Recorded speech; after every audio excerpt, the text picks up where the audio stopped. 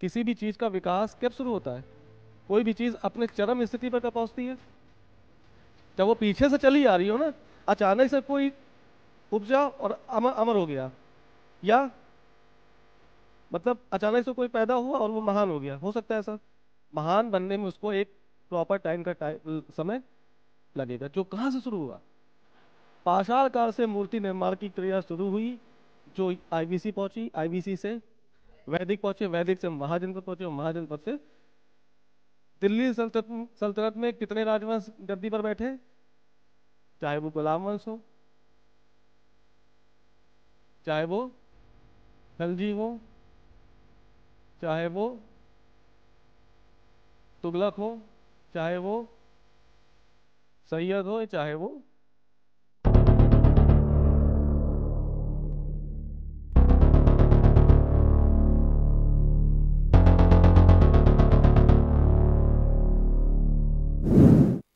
अब हम पढ़ रहे हैं आर्ट एंड कल्चर का टॉपिक, मूर्ति कला। क्या पढ़ रहे हैं? स्कल्पचर।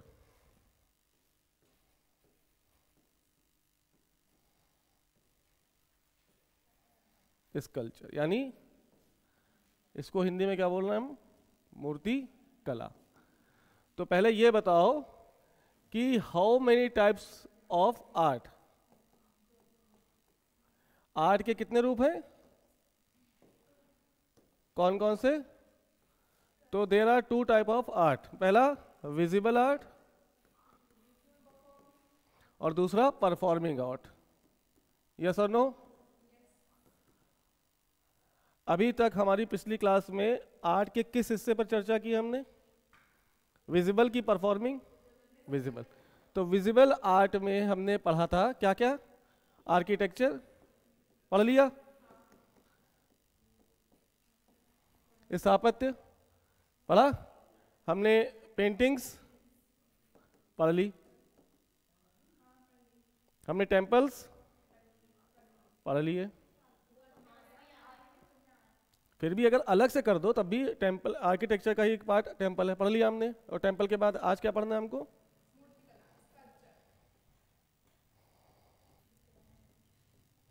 स्कल्पचर। यानी आज जब मूर्तिकला पढ़ लेंगे हम, तो हम आर्ट के एक विजिबल फॉर्म को पूरी तरह से कवर कर चुके होंगे, हाँ या ना? दूसरा, परफॉर्मिंग आर्ट में हमने क्या क्या पढ़ना है? डांस। डांस के साथ साथ म्यूजिक, और म्यूजिक के साथ साथ ड्रामा। जब हम ये तीनों चीज पढ़ लेंगे, ज्यादा जोड़ लो, एक और जोड़ लो, मार्शल आर्ट। क्या?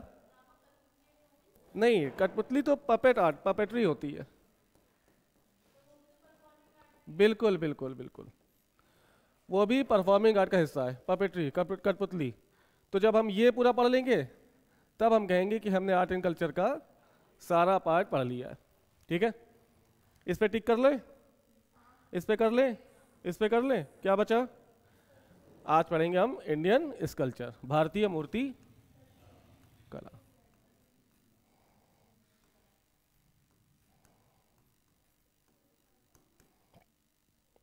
ठीक है, यानी कोई ऐसा काल होगा जहां से पहली बार मूर्ति बनना शुरू हुई। तो कब से मूर्ति बन रही होगी? आईबीसी से पहले भी मूर्ति के साक्ष्य मिले हैं। देखो, एक है पाषाण काल। देखो कहां से हमें अपना विकास क्रम देखना पड़ेगा। किसका विकास क्रम? मूर्ति कला का विकास क्रम।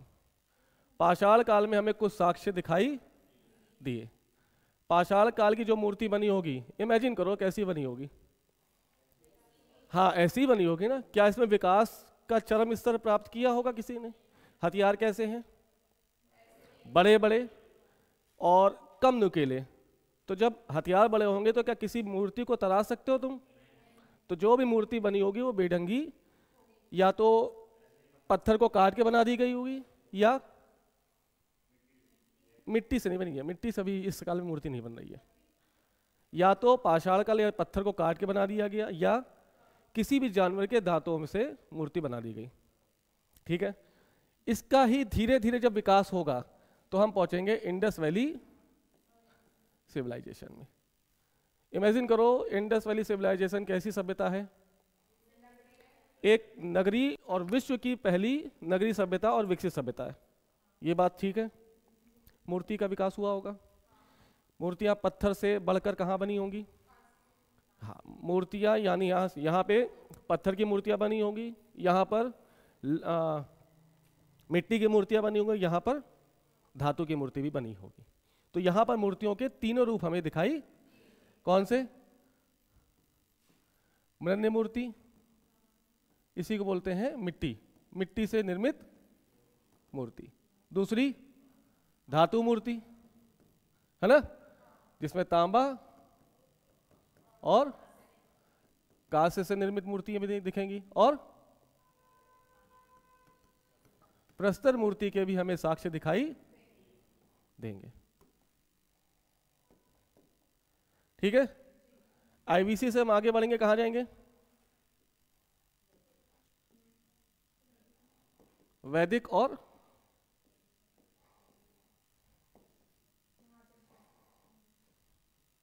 महाजनपद एज।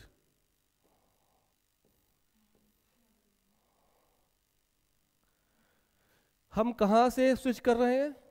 शहरी सभ्यता से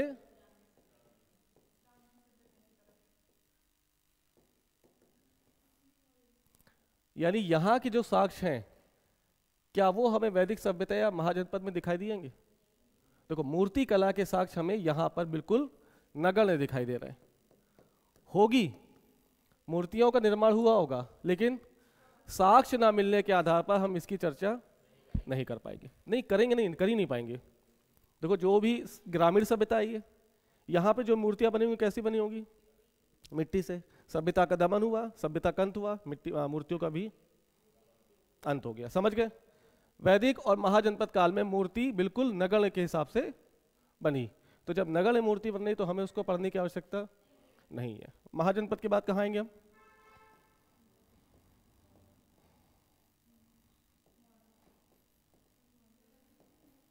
मौर्यन पीरियड, है ना?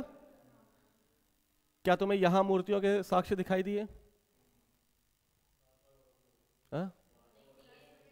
अरे यार, कैसी बात कर रहे हो? इस स्तंभ के ऊपर क्या टिका हुआ है?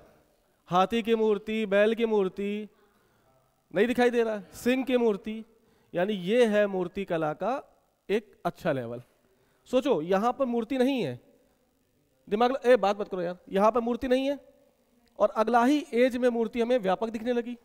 तो क्या ये कह सकते हो कि यहां मूर्तियां होंगी लेकिन एविडेंस नहीं?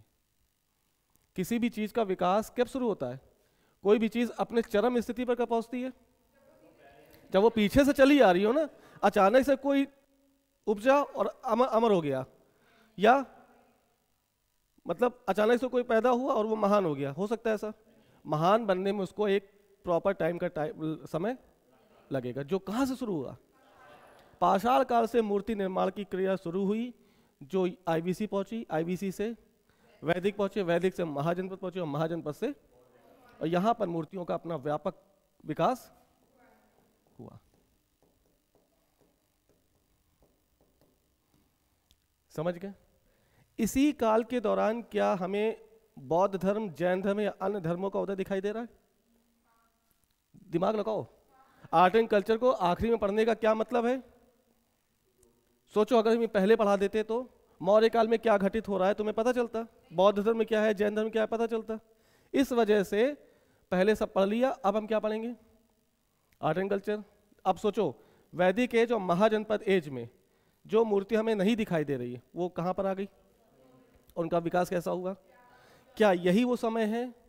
क्या यही वो समय है जहां पर बौद्ध धर्म और जैन धर्म जैसे धर्म भारत की धरती पर आ गए? ठीक है, तो मौर्य काल के बाद कौन सा पीरियड होगा?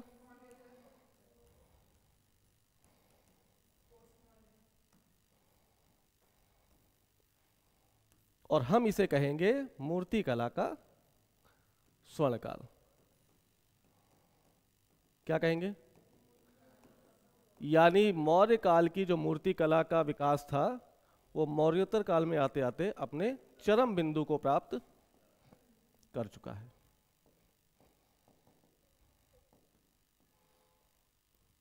ये बात समझ में आई? मौर्योत्तर काल के बाद गुप्त काल। यहां पर मूर्ति वैसे ही बनेंगी जैसे पोस्ट मौर्यन पीरियड में बनती आ रही थी, ना ही उसमें कोई पतन हुआ, ना ही उसमें कोई विकास हुआ। लेकिन गुप्त काल के बाद मूर्ति कला में हमें पतन दिखाई देगा। क्यों? क्योंकि अब इसके बाद भारत में 712 में क्या हो रहा है?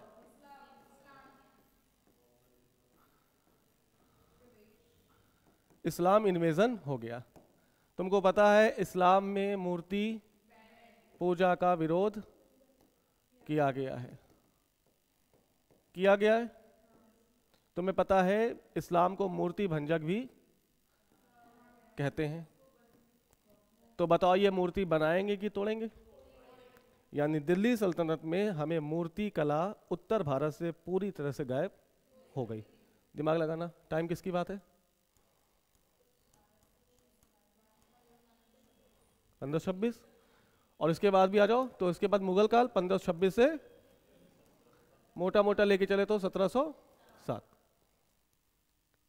दिल्ली सल्तनत में कितने राजवंश गद्दी पर बैठे? चाहे वो गुलाम वंश हो, चाहे वो खलजी हो, चाहे वो तुगलक हो, चाहे वो सैयद हो, चाहे वो, इन पांचों डायनेस्टी को ध्यान से देखो। क्या इन पांचों डायनेस्टी में किसी भी डायनेस्टी ने दक्षिण इंडिया को जीता? क्या दक्षिण भारत ये पहुंचे? नहीं पहुंचे ना। इनका पूरा साम्राज्य कहां तक सीमित है? मालवा के ऊपर, यानी विंध्य घाटी का इनका जो रेंज थी वो अंतिम रेंज थी। दक्षिण भारत में या तो अलाउद्दीन खिलजी पहुंचा थोड़ा बहुत, इसके बाद कोई भी, तुगलक गया लेकिन वो वापस आ गया। मेरी बात समझ पाए? तो दक्षिण भारत में इन सारी डायनेस्टी का साम्राज्य पहुंच नहीं पाया। इस वजह से मूर्ति कला उत्तर भारत से गायब होकर कहां पहुंच गई? जी हाँ। तो तुम्हें चोल दिखेंगे, चेर दिखेंगे, पांड्य दिखेंगे, राष्ट्रकूट दिखेंगे, विजयनगर दिखेगा, और क्या दिखेगा? पल्लव्स दिखेंगे। तो आज की क्लास में मूर्ति कला हम शुरू करेंगे पाषाण काल से और कहां तक पहुंच जाएंगे? गुप्त काल तक। और कल की क्लास में हम दक्षिण भारत की मूर्ति कला पढ़कर मध्यकाल की मूर्ति कला, और मध्यकाल की मूर्ति कला से हम आधुनिक काल की मूर्ति कला तक पहुंच जाएंगे। मेरी बात समझे? पक्का? इसको बनाओ एक बार, देखो ध्यान से। क्रम समझ में आ रहा है? पाषाण काल, इंडस वैली सिविलाइजेशन से हमें मिट्टी की मूर्तियां, धातु की मूर्तियां और पत्थर में निर्मित मूर्तियां दिखाई। क्या आज की मूर्तियां ऐसी हैं? अरे यार, पूरा क्रम आज तक हमें ऐसा ही दिखाई दे रहा है। तुम्हें क्या मिट्टी की मूर्ति नहीं दिखाई देती? धातु की, पत्थर की, तो सभी क्रम आज तक हमें वास्तव में पूरा दिखाई दे रहा है। समझ गए? पक्का? अब आ जाओ पाषाण काल। अच्छा, विशेषता थोड़ी देख लो किसकी। हाँ, अच्छा एक चीज और,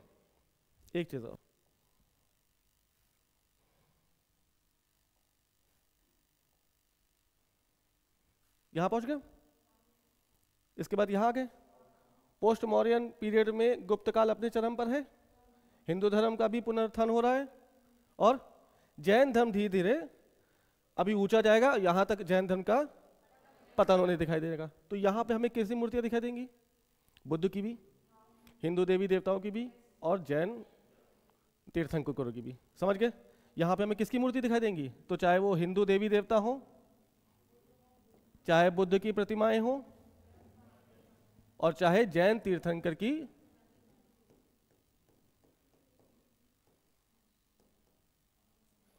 प्रतिमाएं हो। थोड़ा सा और सोचो। क्या? पूछो और सोचो। मौर्य काल के बाद भारत में विदेशी आक्रमण हुए। कौन कौन आया? हाँ, हिंदी, यवन, शक, ये सब आ रहे हैं ना। ये सब पोस्ट मॉडर्न में आ चुके हैं। क्या ये बाहर की जनजातियां हैं? बाहर की है ना, मध्य एशिया से तो आ रहे हैं। क्या ये भारत के बाहर से आ रहे हैं? अब सोचो, भारत के बाहर से आएंगे तो अपनी संस्कृति लेके आएंगे। और यहां पर तुम्हें पहली बार मूर्ति कला में हिंदुस्तानी मतलब भारतीय और विदेशी शैली का मिश्रण दिखाई, और एक नई शैली निकल के आएगी जिसे हम गांधार शैली के नाम से जानेंगे। समझ गए? इस काल में हमें मूर्ति कला की 3 शैलियां दिखाई देंगी। पहली गांधार, दूसरी मथुरा और तीसरी अमरावती। क्वेश्चन उठा के देखो, चाहे प्रीलिम्स हो चाहे मेंस हो, इन्हीं 3 मुख्य शैलियों से क्वेश्चन पूछे गए अगर मूर्ति कला का क्वेश्चन आएगा तो। ठीक है, पढ़ाने का तरीका तो पीछे से चलेंगे, लेकिन सारा ध्यान कहाँ देना है? ठीक है, चले। कहाँ की मूर्ति ले आए? पाषाण काल की। अच्छा हाँ ठीक है, मान लो हमने मूर्ति कला की बात करनी है, तो मूर्ति क्यों बनाओगे? या किसी काल की मूर्ति अगर दिखी तुम्हें तो उससे तुम्हें क्या क्या पता चलेगा? जैसे मान लो सिंधु घाटी सभ्यता की कोई मूर्ति तुम्हारे सामने आ गई, उसको देख के तुम्हें क्या क्या पता चलेगा? तो मूर्ति कला को अगर हम पुरातात्विक साक्ष्य के आधार पर देखें, पुरातात्विक साक्ष्य के आधार पर देखें, मतलब इसमें तुम भक्ति भावना मत लाना। तुम्हें कोई मूर्ति मिली और तुम उसको सोच रहे हो पुरातात्विक साक्ष्य के आधार पर कि उस समय में क्या क्या जो मूर्ति बनी है उस समय क्या क्या दिखाई, तो क्या क्या दिखेगा? दिखेगा बताओ किसका? जैसे डांसिंग गर्ल मिली ना, कहाँ से मिली है? तो उसको जब देखा तुमने तो देखने के बाद क्या पता किया? चलो, यानी हम कह सकते हैं अगर पुरातात्विक साक्ष्य के आधार पर किसी मूर्ति का अध्ययन करोगे तो तुम्हें उस काल के समाज की जानकारी मिल जाएगी। और बताओ,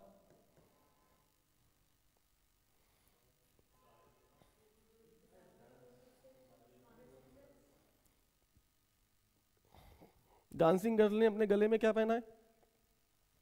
हार पहना है। वो साधु वाले बाबा, दाढ़ी वाले बाबा जो मिले, उन्होंने तिपतिया साल ओढ़ा है।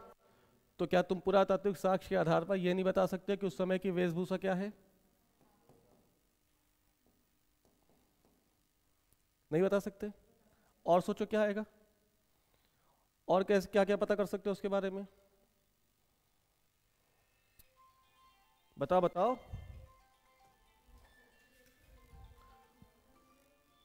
और क्या पता लगेगा? दिमाग लगाओ या सोचो। किसी काल की मूर्ति तुम्हें दिखाई दे रही तो तुम उसे क्या क्या देख के बताओगे? चलो, यानी उस समाज की धार्मिक स्थिति का पता लग सकता है। और बताओ।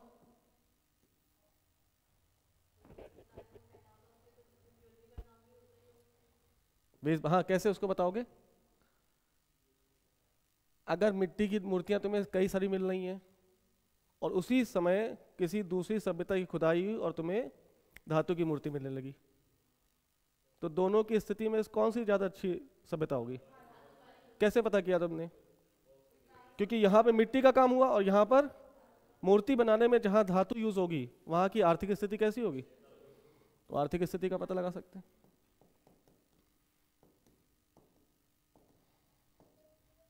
और दिमाग लगाओ। अगर हाँ आ गया, इसी में संस्कृति आ गया।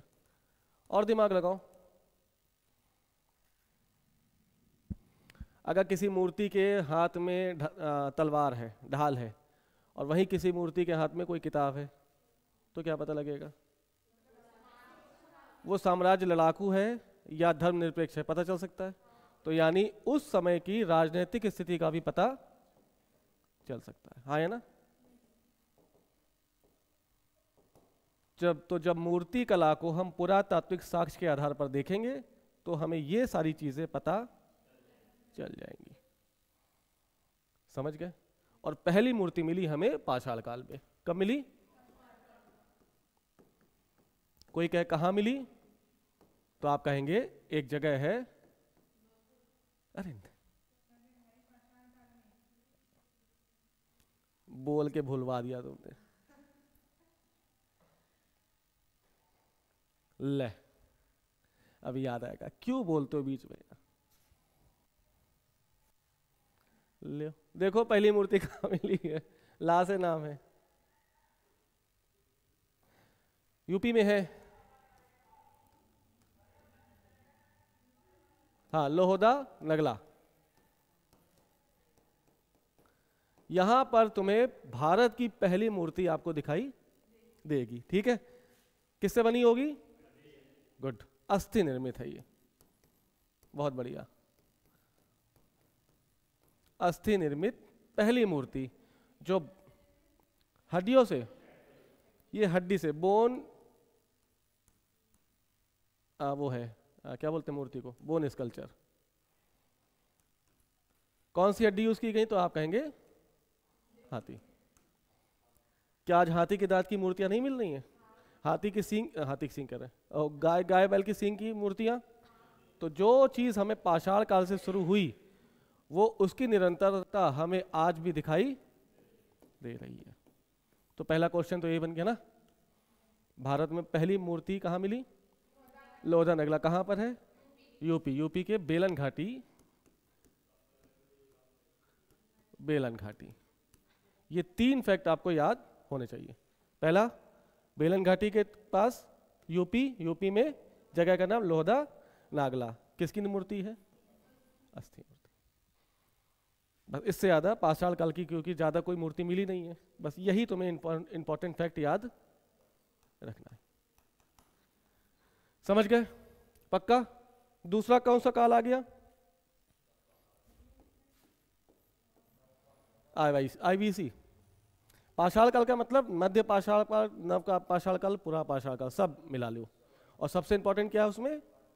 लोहदा नगला। ठीक है, अब बताओ इंडस वैली सिविलाइजेशन में हमें मूर्तियां दिख रही हैं, किससे निर्मित हैं? तो तुम्हें धातु निर्मित भी दिखेगी, तुम्हें मृण मूर्तियां भी दिखेंगी, है ना? और तुम्हें प्रस्तर मूर्ति भी, प्रस्तर मतलब पत्थर, मृण मतलब मिट्टी, और धातु मतलब धातु। तो इंडस वैली सिविलाइजेशन में कौन सी मूर्ति है जो धातु से बनी है? डांसिंग गर्ल बनी है। कौन सी मूर्ति है जो मिट्टी से निर्मित है?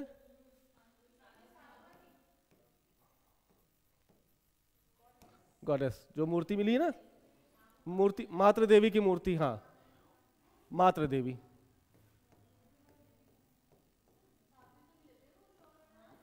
अरे यार रुक जाओ। और ये जो प्रस्तर की मूर्ति है वो दाढ़ी वाले बाबा, ये है वो जो तिपतिया साल लपेटे हुए, याद आया? तिपतिया साल ओढ़े हुए।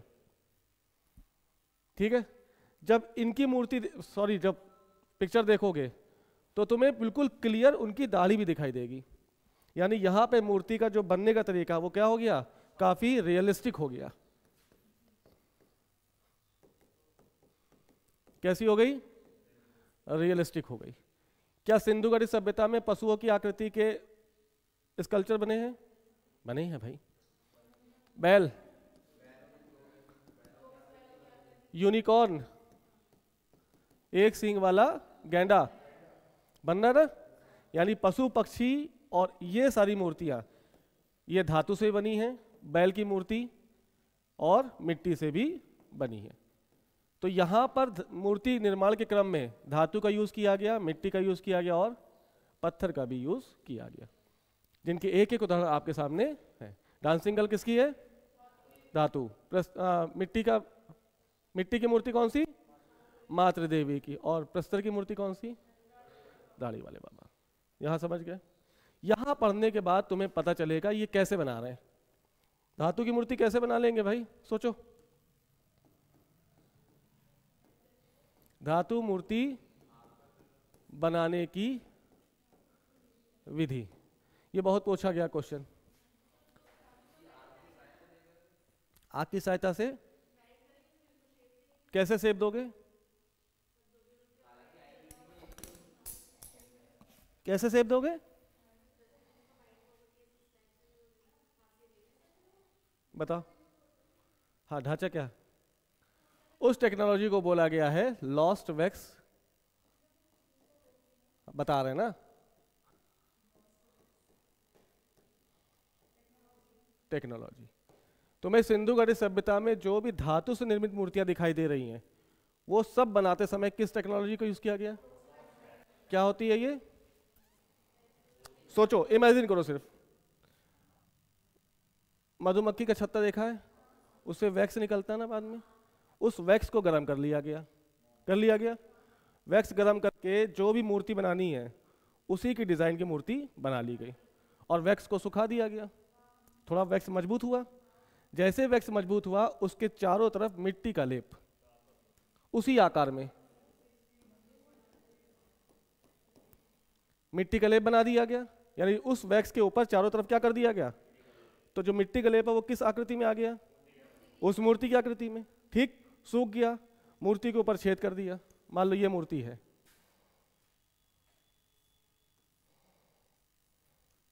ये कोई मूर्ति है, ठीक। ये किससे बनी पहले? वैक्स से। वैक्स मतलब मोम।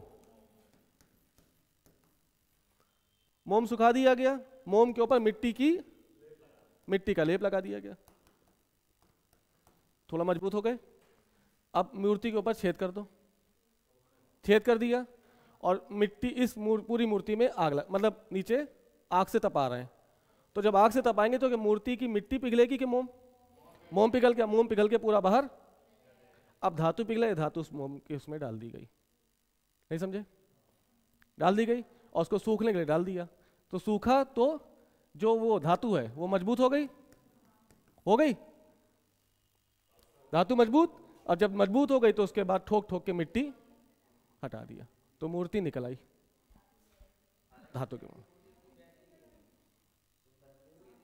सुंदर कैसे हो सकती है? सुंदरता की अभी तुम कहां से? हाँ, समझ गए? फिर से पूछ लो। लॉस्ट वैक्स टेक्नोलॉजी क्या है? मूर्ति बनाने की एक प्रक्रिया है। कौन लोग यूज करते हैं? इंडस वैली सिविलाइजेशन के लोग यूज करते थे। इसके तहत क्या करते हैं हम? इसके तहत मधुमक्खी के छत्ते से जो मोम है उसको पिघलाया और एक मूर्ति की आकृति दे दी। जब वो मोम सूख गया तो उसके ऊपर मिट्टी का लेप कर दिया। अब जब मिट्टी का लेप भी सूख गया तो मिट्टी की मूर्ति के ऊपर छेद किया कोई, और नीचे आग से उसको तपा रहे। आग तपे गई तो मोम पिघलेगा, मोम निकल जाएगा, लेकिन उस खांचा अभी भी बना हुआ है। उस खाली खांचे में क्या डाल दिया? पिघली हुई धातु। क्या डाल दिया? पिघली हुई धातु। अब जब ये धातु सूख जाएगी तो धीरे धीरे ठोकर मार मार के इस मिट्टी के आवरण को बाहर निकाल देंगे, और हमारे सामने धातु की मूर्ति बन के तैयार हो जाएगी। तो डांसिंग गर्ल कैसे बनी होगी? लॉस्ट वैक्स टेक्नोलॉजी से। अंडे वाला सिस्टम मान लो, वही सिस्टम मान लो, ठीक है। बस उसको एक ही बार गर्म करके तुमने उबाल लिया है, इसको 2 बार करना पड़ेगा। पहले मोम निकालना पड़ेगा, फिर पिघला धातु डालना पड़ेगा। समझ गए? पक्का? प्रस्तर मूर्ति कैसे बनाई होगी? धातु बनाने की, ये क्या था? धातु मूर्ति बनाने की विधि, ठीक। दूसरी बताओ, ये जो बना रहे मिट्टी, मृण मूर्ति बनाने की विधि, इसमें इन लोग ने किया पंचिंग टेक्नोलॉजी।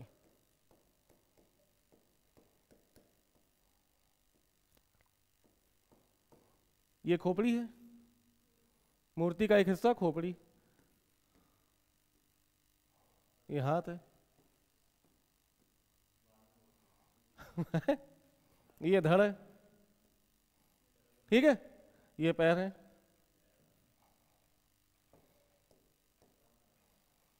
ठीक।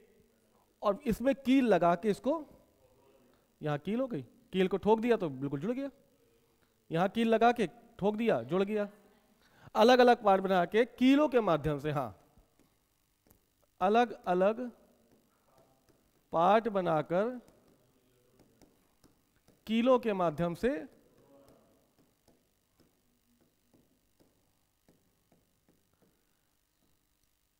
जड़ने की विधि क्या कहलाई? पंचिंग या पेंचिंग। तो लॉस्ट वैक्स टेक्नोलॉजी हमने मूर्ति बनाने में यूज की, पंचिंग टेक्नोलॉजी हमने मूर्ति बनाने में यूज की। अगर मूर्ति मिट्टी की बनेगी तो पेंचिंग विधि, और मूर्ति अगर मेटल की बनेगी तो लॉस्ट वैक्स टेक्नोलॉजी। सोचो कितने तेज विद्वान लोग थे वो लोग, हैं? और तीसरी बनाई कौन सी? पत्थर से। तो पत्थर की मूर्ति बनाने में क्या किया होगा? पत्थर का टुकड़ा काटा, उसी को तराश दिया, हाँ, छेनी हथौड़ी का यूज करके उसको तराश दिया और मूर्ति हमारे सामने आ गई। तो चाहे क्यों लोहे की खोज नहीं हुई है? पत्थर, छेनी हथौड़ी मतलब लोहा नहीं है, पत्थर तो थे। पत्थर को तुम किसकी तरह यूज करोगे? बड़े से पत्थर को हथौड़ा बना लो और नुकीले पत्थर को छेनी बना लो, टूट के बन जाएगी। नहीं बनेगा।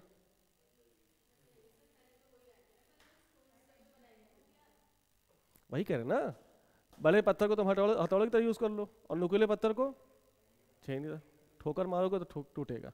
समझ गए? पक्का? वैदिक एज, वैदिक एज, नो मूर्ति, महाजनपद ये। लेकिन यहां पर तुम्हें बुद्ध धर्म और जैन धर्म दिखाई देने लगेगा, यानी हिंदू धर्म के साथ साथ महाजनपद काल में बौद्ध और जैन धर्म भी आ गए, जिनका विकास हमें मौर्य काल में। तो मौर्य एज में मूर्ति दो हिसाब से बनी। एक, अशोक ने क्या बनवाया है? तो आप कह सकते दरबारी मूर्ति कला, जो अशोक के दरबार में बन रहा है। कौन क्या क्या बन रहा है अशोक के दरबार में? क्या बन रहा है? पिलर्स, एडिक्ट्स, है ना? पिलर्स के ऊपर सिंह की आकृति, हाथी की आकृति, घोड़े की, एंड सो ऑन। हाथी की आकृति वाला स्तंभ कहां से मिला है? नहीं, वो तो सिंह। हाथी की आकृति वाला जो स्तंभ है वो संकिसा से मिला है। लिख लो, संकिसा, संकिसा वो साची है। हाँ, पंचिंग टेक्नोलॉजी, हाँ, मिट्टी की मूर्ति। पंच नहीं, क्यों नहीं ठोकेंगे? अरे पागल हो क्या? ये सोचो हाथ, तुम्हारा हाथ अलग है,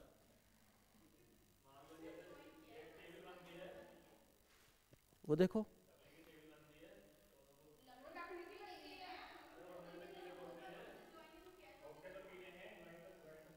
क्या मिट्टी सुखा दी हो क्या?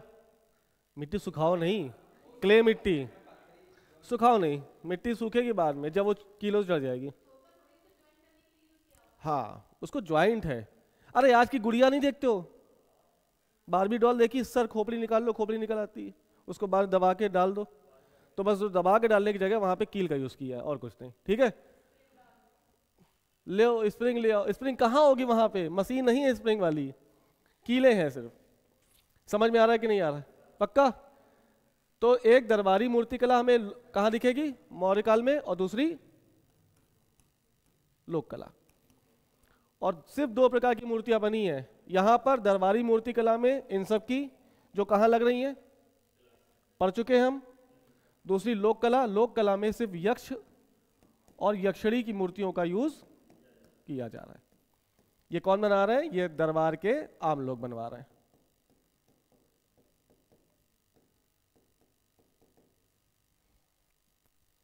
समझ गए? नहीं? तो ये जो मूर्ति कला है ये कैसी है? धार्मिक, धर्मनिरपेक्ष? धार्मिक है कि धर्मनिरपेक्ष है? धर्मनिरपेक्ष। क्यों? क्योंकि ये कैसे धर्मनिरपेक्ष है, यहां पर ये यक्ष यक्षिणियां देवी देवता के, ये है धार्मिक। तो ध्यान रखना मौर्य काल की मूर्ति कला जो लोक कला है वो कैसी है, और दरबारी मूर्ति कला कैसी है, समझ गए पक्का। अब धीरे धीरे मौर्य काल में ये चीजें चलती आ रही हैं। तुम्हें पता है हमने पिलर्स की परंपरा कहाँ से ली है? गुड, किसने बताया ये? बहुत बड़ी। नहीं नहीं, अभी तुमने बताया ना। कौन सा साम्राज्य पहली बार पिलर्स बनवा रहा है? अशोक ने। कहाँ से लिया ये? कौन सा साम्राज्य है? पहला पिलर्स तुम्हें कौन से साम्राज्य में दिखाई दिया? बहमनी, लतियाए जाओगे। हाँ, रोमन या हाकामनी साम्राज्य। इसी का डेरियस, दारा, याद आया? यहां से तुम्हें पिलर्स परंपरा दिखाई दी जो अशोक ने बनवा ली। ईरानी स्तंभ और मौर्यन स्तंभ में क्या अंतर है?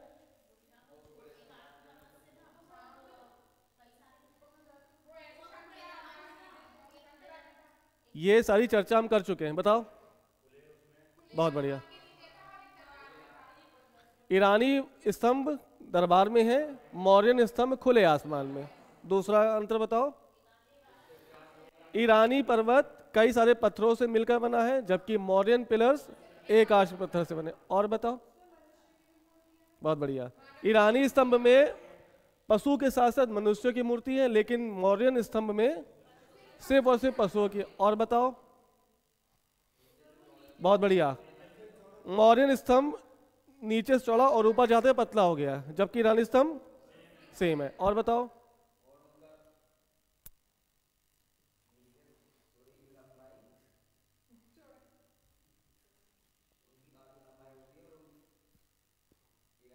मौर्यन स्तंभ पॉलिश्ड है, ईरानी स्तंभ पॉलिशदार नहीं है। ये 5-6 अंतर याद रहेंगे तो आंसर लिख लोगे। ठीक है, तो बस पूरी तुलना कर चुके हम लोग। सिर्फ हमने क्या देखना है, यहाँ पे मूर्ति कला बन रही है, यहाँ पे इस रूप में, इस रूप में, इस रूप में। लोक कला में यक्ष और यक्षिणी ये कई सारी मूर्तियां हमें दिखाई दी। कब? कब? मौर्य काल में। अब क्या आएगा? पोस्ट मौर्यन। यहां आते आते बुद्ध भगवान के रूप में पूजे जाने लगे। तो जब भगवान के रूप में पूजे जाने लगेंगे तो उनकी मूर्तियां बनेंगी। और पोस्ट मॉडर्न में सारा जो केंद्र है मूर्ति का वो कौन है? यानी ज्यादा बुद्ध की मूर्ति बनी है, उसके बाद हिंदुओं मतलब हिंदू देवी देवता की बनी है, और जैन तीर्थंकर की भी मूर्ति बनी है। लेकिन ज्यादा जोर किस पर दिया गया है? तो आप कहेंगे ठीक है। क्या पोस्ट मॉडर्न काल आते आते हमारे भारत में कई सारे विदेशी आ चुके हैं भारत? तो हिंद, यवन, शक, पहला, कुषाण, ये सब भारत आ चुके हैं। इनकी संस्कृति और भारतीय संस्कृति आपस में मिक्स होगी और मूर्ति कला में ये मिक्स हमें दिखाई देगा, दिखाई देगा। और यहीं से हमें मूर्ति कला की 3 शैलियां दिखाई देगी।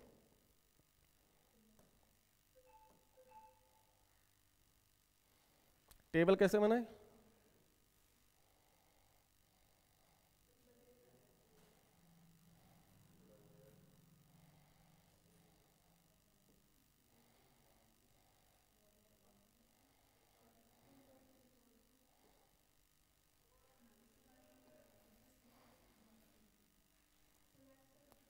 सेलेक्ट करें कहाँ?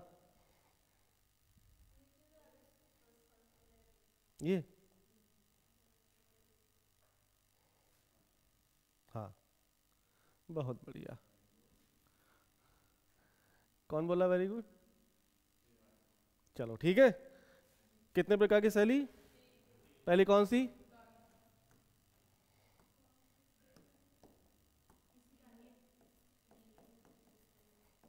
गांधार शैली। दूसरी मथुरा शैली। और तीसरी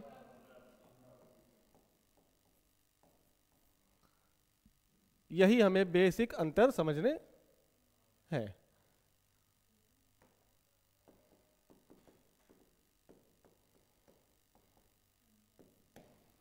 तो तो सोचो गांधार शैली कहाँ विकसित हुई होगी?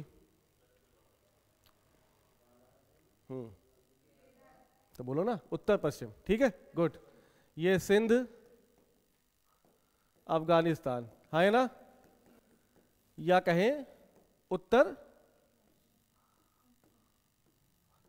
पश्चिम क्षेत्र में, मथुरा, मथुरा में,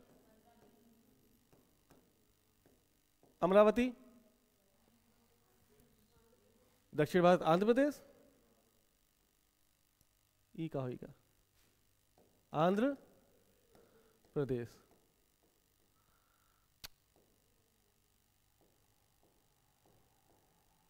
कहां पर? अमरावती और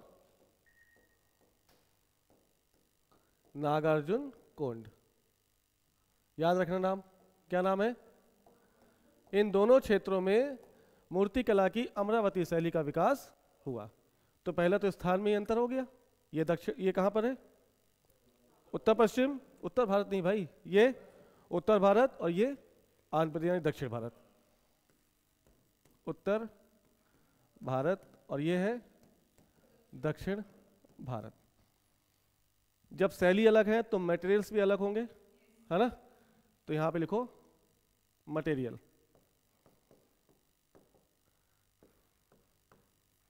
यहां पे जो मटेरियल यूज किया गया वो ग्रे स्टोन, यानी क्या बोलते इसको? ग्रे को क्या बोलेंगे? तो वही स्लेटी लिख लेना। यहां मथुरा शैली में लिखा किया गया है रेड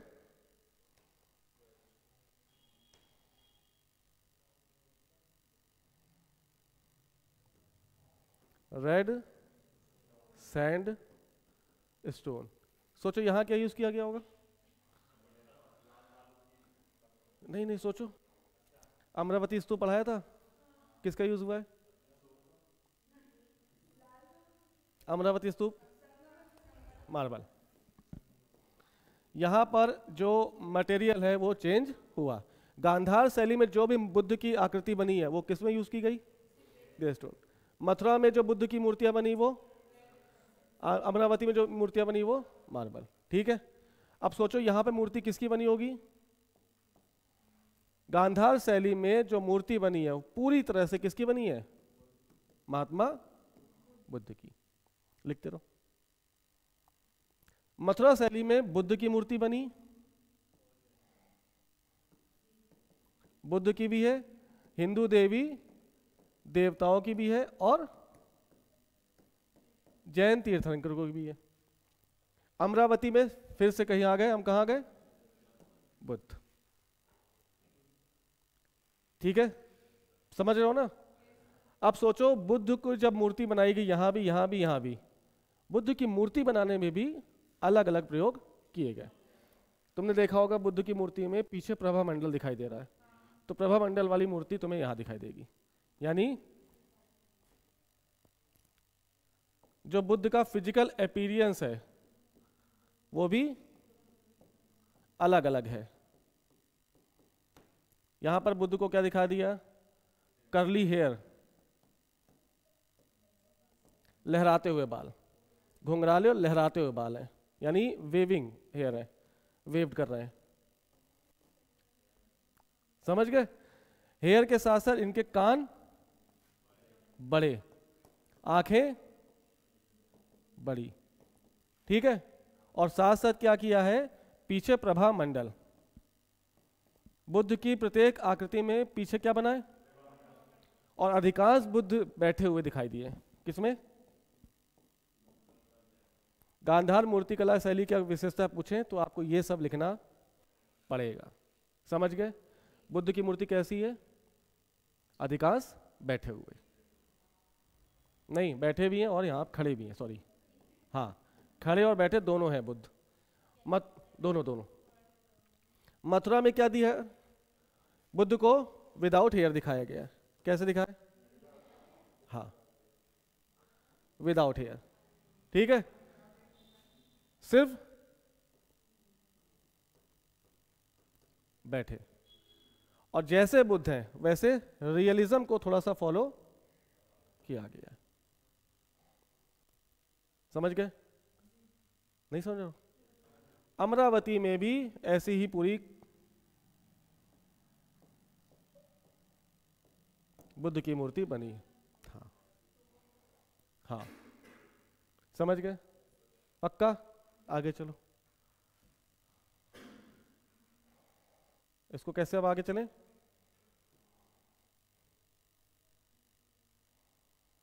ऊपर नहीं जाएगा इससे?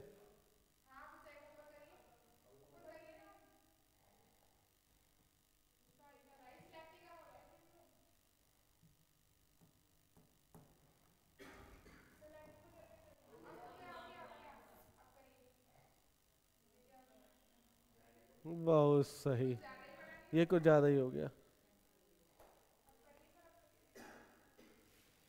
चलो कोई बात नहीं। यहां पे देखो क्या हुआ है, गांधार शैली में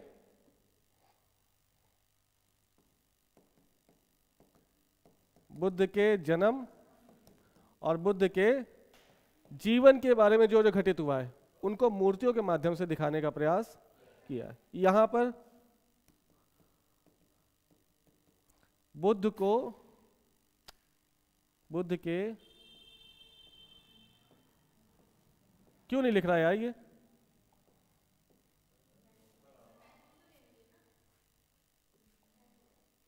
हैंग हो रहा है यार। वो बुद्ध के प्रतीकों को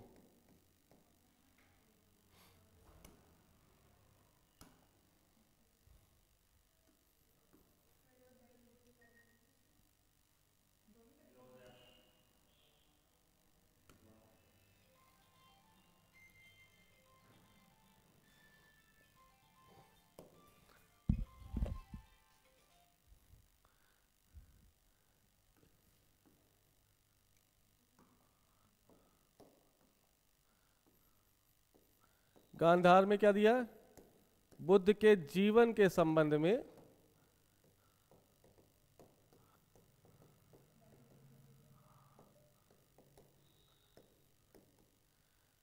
सारे जो बुद्ध पैदा हुए तो पैदा होते समय मूर्ति बन गई। बुद्ध ने गृह त्याग किया तो उस गृह त्याग की मूर्ति है। बुद्ध ने पहला धर्म वो निर्वाण प्राप्त किया तो उसकी मूर्ति बना दी। घर छोड़ दिया, धर्मचक्र प्रवर्तन किया, ये सारी मूर्तियां संबंधित किससे? गांधार से।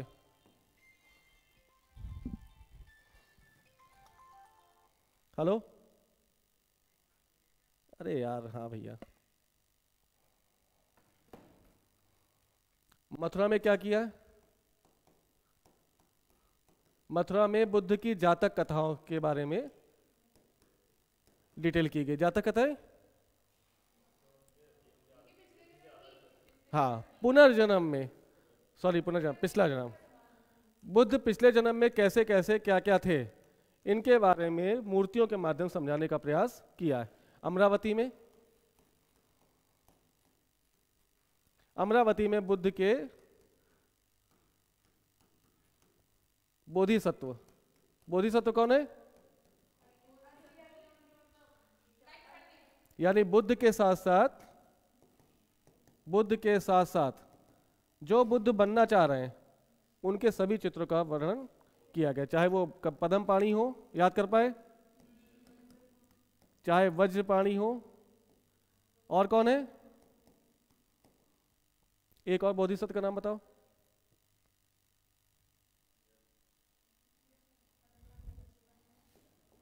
चाहे वो क्षितिगर्भ हो। यानी बुद्ध के साथ साथ बुद्ध के बोधिसत्वों का भी मूर्ति बनाई गई। किस शैली में? अमरावती। समझ गए कितने अंतर हो गए? ये पीछे कैसे होगा? नहीं होगा। 4 कैसे हो गए? क्षेत्र हो गया, 5 हो गए, ठीक है। छठा अंतर, गांधार मथुरा शैली का विकास किया है कुशाणों ने। कुशाणों ने, लिखो, कुशाणों ने। गांधार मूर्ति कला जो बनी है, गांधार में बुद्ध की जो मूर्ति बनी, किसने बनवाई है? मथुरा में जो बुद्ध की मूर्ति बनाई वो किसने बनाई है? अमरावती में किसने बनाई होगी? अमरावती में कौन है? अमरावती दक्षिण भारत में है, कौन सा राजवंश बहुत इंपॉर्टेंट है?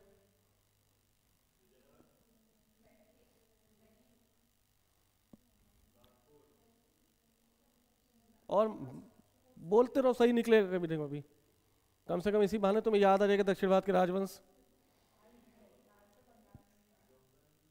अशोक दक्षिण भारत में है? और सोचो, और सोचो।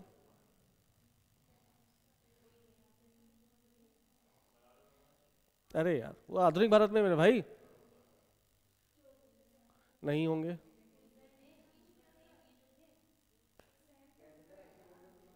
अमरावती में किसका सेंटर है? अमरावती में किसका केंद्र है? कौन सा राज है?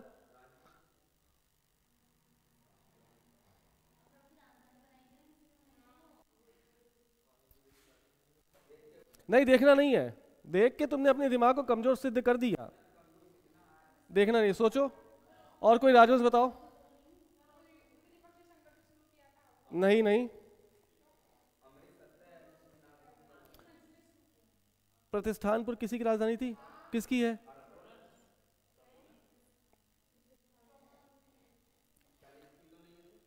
दक्षिण भारत में, चलो हिंट दे। नागनिका घाट किसका है अभिलेख? तो बोलो ना। तो अमरावती जो भी मूर्ति बनी है बुद्ध की, वो किसने बनवाई? सातवाहन। मथुरा में बुद्ध की मूर्तियों को किसने बनवाया? गांधार में बुद्ध की मूर्तियों का निर्माण किसने करवाया? तो कुषाण, कुषाण, सातवाहन। कितने अंतर हो गए? 7 हो गए? हो गए? बहुत है। 6 हो गए, बस बहुत है 6। ठीक है। अब इसके बाद, अच्छा, जैन की मूर्तियां यहां पे कम होने लगेंगी। क्यों? क्योंकि जब गुप्त काल आएगा, तो गुप्त काल आते आते, अच्छा, गुप्त काल के लोग किसको मान रहे हैं? शैव और वैष्णव, और बहुत कम क्या जैन धर्म दिखाई दिया इसमें? तो जैन धर्म का पतन हो गया। इसके बाद जैन धर्म की मूर्ति, जैन तीर्थंकरों की मूर्तियां नहीं बनेंगी, और ज्यादा मूर्ति किसकी बनेगी? भगवान भोलेनाथ की और विष्णु की। अब यहां से बुद्ध की मूर्तियां भी धीरे धीरे बनना कम हो जाएंगी। गुप्त काल में बात करें तो गुप्त काल में पोस्ट मॉडर्न पीरियड की जो मूर्ति कला है वो वैसे ही चलती चली आई, लेकिन बौद्ध मूर्तियों के स्थान पर किसने ले लिया? हिंदू देवी देवता। कौन कौन? इसमें भी बहुत बेसिकली कौन है?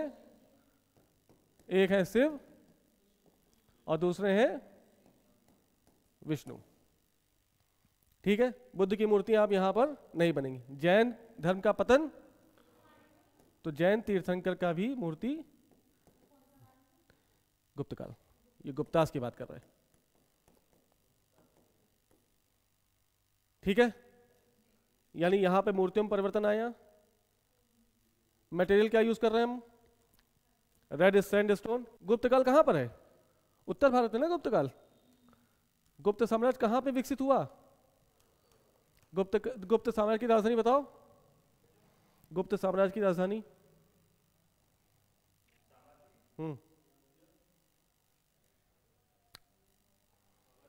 सब भूल गए तुम लोग ना। गुप्त ने अपनी राजधानी कहां बनाई है? बैक तुक्के मार रहे हो। हाँ, नहीं पढ़ा है तुमने। गुड, ठीक है। तो यानी उत्तर भारत तुम देख रहे हो क्या? हटो जरा, हटो। देखा, खोलो खोलो।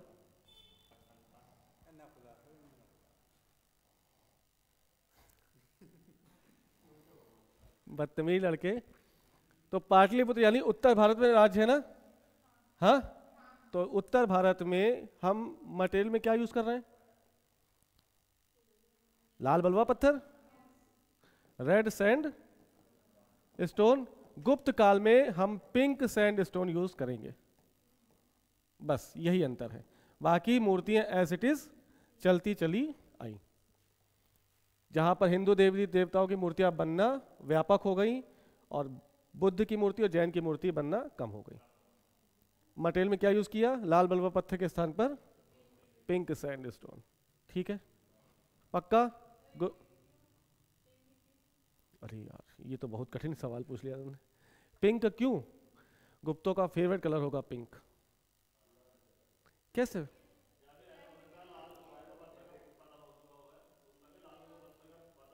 कम मिलने लगे होंगे लाल बलुआ पत्थर, उसकी जगह पिंक ज्यादा निकलने लगा होगा, जो भी हो सकता है। लाल बलुआ पत्थर तो हो सकता है लाल की जगह पिंक ज्यादा मिल गया उसमें, मिनरल्स ही तो है ना, बनाया नहीं कलर, ये नेचुरल कलर है। पत्थर में जैसे बिल्कुल बहुत रेडिश पत्थर होगा उसको लाल बलुआ बोल दिया, जो थोड़ा सा कम रेडिश होगा उसको पिंक बोल दिया। ठीक है, गुप्त काल के बाद क्या आ गया? इस्लाम इन्वेजन, इसी समय तो हो रहे हैं। बस अब सोचो, जब उत्तर भारत में मुस्लिमों का प्रभुत्व हो गया तो क्या ये मूर्ति बनवाएंगे? नहीं बनवाएंगे ना। इसलिए लास्ट जो मूर्ति है किसको पूज रहे हैं? यही चीजें कहां चली आएंगी? दक्षिण भारत, चोल, चेर, पांड्य, और यही तुम्हें दिखेगी नटराज की मूर्ति। त्रिभंग आकृति में है, पीछे चक्र लग रहा है, वो नटराज की मूर्ति कहाँ? हाँ हाँ हाँ, वो नटराज शिव को रिप्रेजेंट कर रहे हैं। हाँ, काली सी होती मूर्ति, ऐसी बनी होगी। हाँ, और यहाँ पे भोले नाच रहे हैं और यहाँ पर वो पूरा हाँ तांडव करते हुए जो मूर्ति है, त्रिभंग आकृति बोलते हैं उसको। क्या बोलते हैं? त्रिभंग आकृति। त्रिभंग का मतलब अपने शरीर को 3 भागों में तोड़ दिया उन्होंने, एक ऐसे हाथ है, एक ऐसे हाथ है, यूं करके, यूं, ये इस तरह से आकृति है। कल दिखाएंगे। हाँ हाँ, पुष्पा दिखा रहा है उसमें डांस। ठीक है, तो वही नटराज की मूर्ति हमें कब दिखाई दी? जब उत्तर भारत में मुस्लिम आ गए। तो अब मूर्ति यहाँ से ट्रांसफर होकर कहाँ पहुँच जाएगी? South India. तो कल हम पढ़ेंगे चोल, चेर, पांड्य और राष्ट्रकूट। सातवाहन पढ़ लिया हमने अमरावती में ही, सातवाहन हमने अमरावती में पढ़ लिया है। ठीक है, इसके बाद हम आएंगे, कहाँ आएंगे? आधुनिक भारत की चित्रकला, सॉरी मूर्तिकला, आधुनिक भारत। ठीक है, कल आधे घंटे का टॉपिक है बचा है। ठीक है, फिर से सोचो, हमने मूर्तिकला का विकास कहाँ से देखा? पाषाण काल से। पाषाण काल में भारत की पहली मूर्ति मिली, क्या नाम है उसका? कहाँ से मिली है? लोहदा नागला, यूपी, बेलन घाटी के पास अस्थि निर्मित पहली मूर्ति हमें प्राप्त हो गई। इसके बाद हमें विकास दिखा सिंधु घाटी सभ्यता में। तो मूर्तियाँ किस किस में बन रही हैं? तो चाहे वो मेटल्स हो, मेटल में मूर्ति बन रही है, दूसरा मिट्टी की बन रही है, तीसरा पत्थर की मूर्ति बन रही है। मेटल की मूर्ति का सबसे अच्छा उदाहरण डांसिंग गर्ल। ये मेटल की मूर्ति जो बन रही है उसको बनाने की विधि लॉस्ट वैक्स टेक्नोलॉजी। इसमें मोम को पिघलाकर खांचा बना लिया गया, खांचे में मेटल डाल के भर के मूर्ति बना ली गई। मिट्टी की मूर्ति का सबसे बेस्ट एग्जांपल मातृ देवी की मूर्ति, इसको पंचिंग टेक्नोलॉजी से बनाया गया। पत्थर से निर्मित सबसे अच्छी आकृति कौन सी है? दाढ़ी वाले बाबा, जिसने तिपतिया साल ओढ़ के रखा है। यानी ये जो मूर्ति कला है ये बिल्कुल अपने रियलिस्टिक फॉर्म में दिखाई, दाढ़ी का भी दिखाई दे रहा है कि दाढ़ी देखो ऐसे शेप बन के आई है। ठीक है, सिंधु घाटी सभ्यता के बाद हम कहाँ हैं? वैदिक काल और महाजनपद काल। क्योंकि हमें इस काल में मूर्ति का ज़्यादा साक्ष्य नहीं प्राप्त हुए, इस वजह से हम मूर्ति का अध्ययन नहीं कर पाए। महाजनपद काल में ही बुद्ध धर्म और जैन धर्म अस्तित्व में आ चुके हैं। अब आने वाला जो काल है उसमें मूर्तियां व्यापक रूप से बनने लगेंगी। तो मौर्य काल में मूर्तियां बनी, मूर्तियां जो बन रही मौर्य काल में वो कितने भाग में बन रही हैं? 2, एक है दरबारी मूर्तिकला और दूसरी लोक मूर्तिकला। दरबारी मूर्तिकला के तहत स्तंभों के ऊपर पशुओं की आकृति, जिसमें सिंह, हाथी, बैल, घोड़ा और न जाने कौन कौन से जानवर दिखाई दे रहे हैं। और लोक मूर्तिकला में यक्ष यक्षिणी की मूर्तियां प्राप्त हुई हैं। तो मौर्य काल में धर्मनिरपेक्ष मूर्तिकला और धार्मिक मूर्तिकला दोनों के साक्ष्य हमें दिखाई दिए। मौर्य काल के बाद मौर्योत्तर काल। मौर्योत्तर काल को मूर्तिकला का स्वर्ण युग कहा जाएगा। क्यों? क्योंकि उसमें 3 मूर्तिकला शैलियां विकसित हुई। पहली गांधार, दूसरी मथुरा और तीसरी अमरावती। क्योंकि इस समय तक भारत में विदेशी आक्रमण हो चुका है, इसलिए मूर्तिकला के स्टाइल में हमें मिक्सर दिखाई देगा। वो मिक्सर क्या कहलाया? गांधार शैली। इस गांधार शैली में बुद्ध की जो मूर्तियां बन रही हैं उसमें कौन से मटेरियल का यूज किया गया? ग्रे मटेरियल, ग्रे सैंडस्टोन, ठीक है, यानी धूसर बलवा पत्थर। धूसर, हाँ, क्या बोलते हैं उसको? धूसर बलवा पत्थर।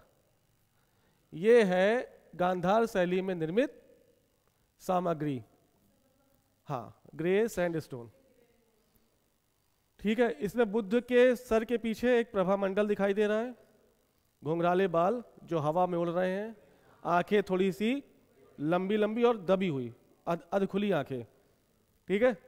और खड़े और बैठे बुद्ध दोनों इसमें दिखाई देंगे। फिर क्या दिखाई दिया? हाँ, इनका विकास किसने किया? कुषाण शासकों ने। फिर इनका सीमा, इनका क्षेत्र कहाँ है? तो उत्तर पश्चिम। फिर हमने मथुरा शैली की तुलना की गांधार से, तो क्या पाया? उसमें विदाउट हेयर है, अधिकतर बुद्ध की मूर्तियां बैठी हुई दिखाई दी हैं, और बुद्ध के जीवन से संबंधित जैसे जातक कथाओं पर आधारित इनकी मूर्तियों को दिखाया गया है, ठीक है। और अमरावती शैली में जो मटेरियल यूज किया गया वो मार्बल है। दूसरा, इसमें भी बुद्ध की मूर्तियों को ज्यादा तवज्जो दी गई है। तीसरा, हाँ, सेम है, जैसे मथुरा शैली में बुद्ध है वैसे ही। और इन मूर्तियों को किसने बनाया? तो आप कहेंगे सातवाहन शासकों ने, ठीक है। मौर्योत्तर काल में जो मूर्तियों का विकास हुआ वही विकास हमें गुप्त काल में दिखाई दिया। क्योंकि गुप्त काल आते आते बौद्ध धर्म और जैन धर्म थोड़ा सा पतनशील हो गया था, इस वजह से इस काल की मूर्तियां हिंदू देवी देवताओं को समर्पित दिखाई दी, जिसमें भोलेनाथ और विष्णु की मूर्तियां बहुत ज़्यादा बनाई गई।